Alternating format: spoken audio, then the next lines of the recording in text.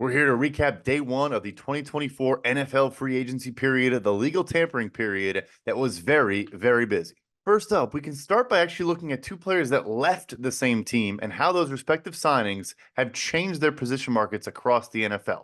First and foremost, Christian Wilkins, the big mauling interior defender, one of the best run defenders in the entire NFL, top five in the NFL in defensive stops over the last 5 years, who also had a breakout season as a pass rusher, signs a 4-year, $110 million deal with the Las Vegas Raiders. That $27.5 million per year average bridges the gap between the Aaron Donald and Chris Jones of the world at 31, 32 million per year, and those young guys, Quinn Williams, Jeffrey Simmons, and now Justin Madubuike at 23, 24, 24.5 million a year. Wilkins gets in the middle on a 4-year extension, a massive, massive deal. He was the belle of the ball this year. There were a million different teams after his services, and the Raiders step up. And that pairing now with Christian Wilkins on the interior reunites with Patrick Graham, the defensive coordinator, who was his DC as a rookie in Miami, and Max Crosby on the edge. That Raiders defense that looked really, really good in the second half of the season is now going to be one of the toughest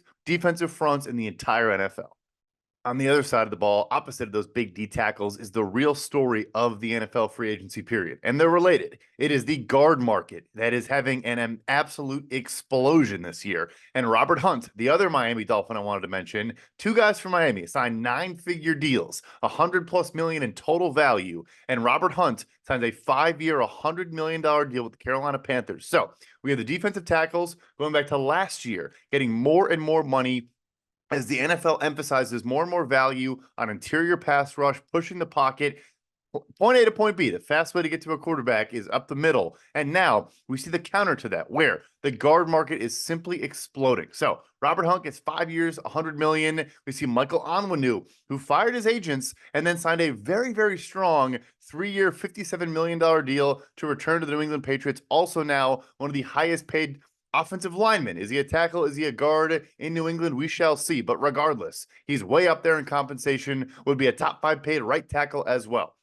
Next on the list, the Los Angeles Rams, they're going all in on this interior offensive line. They're keeping Matthew Stafford clean, protecting him for these last couple of years of his NFL career. You get their re-signing of Kevin Dotson, made a phenomenal trade last year, swapping day 3 picks to get Dotson from the Pittsburgh Steelers. That's a 3-year, $48 million deal to play right guard. And then on the left side, they bring over Jonah Jackson, who played for Detroit with Matthew Stafford a couple years ago. And he signs a 3-year, $51 million deal. So a couple short-term, near the top of the market deals. We're seeing a lot more across all positions now, because there's always been, wide receivers last year signed a bunch of 3-year deals. Other spots they do it. Now we're getting offensive line, defensive line, this continued push by players and agents to sign shorter and shorter deals because those markets are always growing.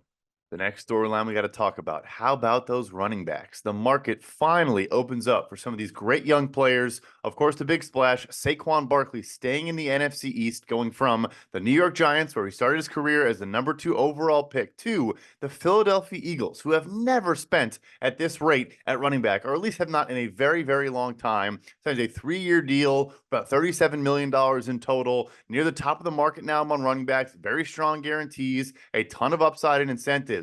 Saquon Barkley breaks through in a different team in the NFC East. And the other big move is a bit of a shocker here, as Josh Jacobs goes to the Green Bay Packers. The Raiders lose a guy that new head coach Antonio Pierce said over and over again he valued, he loved, he appreciated, and he fed him the rock over the second half of last year. But Green Bay has been very aggressive in this market dating back to last year. They were reportedly in on Jonathan Taylor as a potential trade target when the Colts were letting Taylor explore those options. So Green Bay, the surprise here is Aaron Jones. Yes, he missed some time last year. Yes, maybe now he needs to be more of a committee back that gets spelled here and there, stays fresh. But they move on from franchise legend Aaron Jones, who goes to the Minnesota Vikings on a 1-year flyer and can play Green Bay twice a year, and sign a big, big deal with Josh Jacobs. Finally, the Chicago Bears made the first signing of the entire free agency period. So another NFC North team gets in the mix and signs DeAndre Swift from the Philadelphia Eagles. So a lot of, changing teams going on here to a 3-year, $24 million contract. with 14 million fully guaranteed. Another strong mid-tier deal. Tony Pollard got the same in Tennessee. Now forms a committee back with Tyjae Spears, the rookie from last season. We're still waiting on the Derrick Henry domino, but the running back market finally had a good day. Another position market that the last several off seasons has really struggled was off-ball linebackers. And if you look at the top draft analysts and their assessment of the draft class at linebacker, I think that is the big storyline here and something that is underappreciated some years and always matters. Maybe more so on the extremes, but I don't think we're getting a linebacker, an off-ball linebacker that is in the first round and maybe not the top 50 draft picks. And I think you are seeing that in the mid-tier market for a lot of these off-ball linebackers. Let's start with Azeez Al-Shaair, who leaves the Tennessee Titans to go rejoin DeMeco Ryans with the Houston Texans, who coached him with the San Francisco 49ers. Al-Shaair signs a one-year deal for about $4.5 million last year in Tennessee and parlays that into a three-year, $34 million deal with Houston. He is one of the better run defenders, comes forward with his head on fire, and plays a tenacious style of football. He is one of many players to do very well in this market. Next up is Frankie Louvu, the pass rusher, Swiss Army knife style linebacker from Carolina, signs a three-year, $31 million deal with the Washington Commanders, and we love this move. It's a great fit opposite Jamin Davis, who's been a good coverage backer, getting better each year, their former first-round pick, and they add Dorrance Armstrong at edge, but need some more of that pass rush element. So you bring in Louvu, allows new head coach Dan Quinn to get multiple, get creative, do different things, which we saw all the time in Dallas these last couple of years. Frankie Louvu is that chess piece. Last but certainly not least is Blake Cashman, the former Minnesota Golden Gopher, who had a breakout year with the Houston Texans this past season and goes back to Minnesota and signs with the Vikings on a three-year deal for $22.5 million. He had a phenomenal season. Again, a guy that can come forward and pass rush, also was good in coverage. When healthy, is a good all-around backer. The Texans traded for him from the Jets for a reason a couple of years ago. He finally breaks through and now is going to be another element to this Vikings defense that made a bunch of splashes yesterday. We'll get into that in a second. And defensive coordinator Brian Flores has a lot to work with, especially compared to last year. We mentioned the Minnesota Vikings, and they had one of our favorite day ones of all teams across the NFL. We talked Blake Cashman at linebacker. We also think the signing of Jonathan Grenard to a four-year, $76 million deal was a great value signing. They get younger at edge. They get athletic. He has long arms. He's explosive. He is one of the highest run-stop win rates in the NFL last year among edge defenders. And then you add in 12.5 sacks, pretty good underlying metrics, and a guy that's gotten better and better each year, using those long arms, using his hands, developing more counter pass rush moves. You bring him in, and a reunion with Andrew Van Ginkel, the edge rusher from Miami, who, when they had some injuries last year to Bradley Chubb, to Jalen Phillips, Van Ginkel stepped up and was a phenomenal pass rusher, one of the highest pass rush grades in the entire NFL over the second half of the season. He reunites with Brian Flores, who coached him in Miami before. So you may lose Danielle Hunter, you may lose DJ Wanham, but you get younger, you get explosive with those two guys. You add a linebacker. This Vikings defense that was better performance-wise than they probably should have been on paper now has some young studs to help them out. Another team whose day one we liked was the Detroit Lions, stay in the NFC North, and they first and foremost make a big either-or decision, at least it looks that way, between Graham Glasgow at guard and Jonah Jackson at guard. Now, Glasgow's about 5 years older. He is a wily veteran compared to the young upside in Jonah Jackson, but 3 years, $51 million for Jackson in Los Angeles, as we mentioned, now a Los Angeles Ram versus a Graham Glasgow deal that comes in way below that at 3 years, $20 million. They were similar players on tape last year. Obviously, the age is a driving force here, but Glasgow, the former Lion, can play at all three interior spots. A very good signing for them.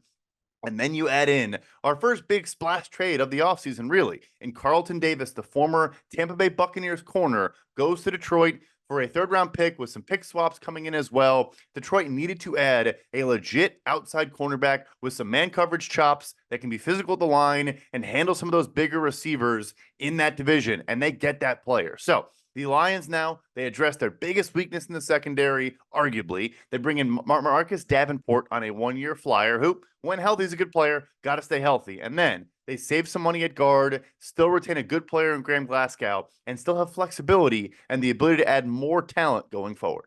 Last but certainly not least, we have to talk about the New York Giants and the other big blockbuster trade of day one with Brian Burns, the Carolina Panthers edge rusher, going for a second round pick and a fifth round pick to the New York Giants. Just 2 years after the Los Angeles Rams offered 2 firsts and a second for Brian Burns' services, he now goes without a first round pick in that package. So he goes to the New York Giants, immediately signs a 5-year, $141 million extension. Overall, becomes the second highest paid edge rusher in the NFL as of today.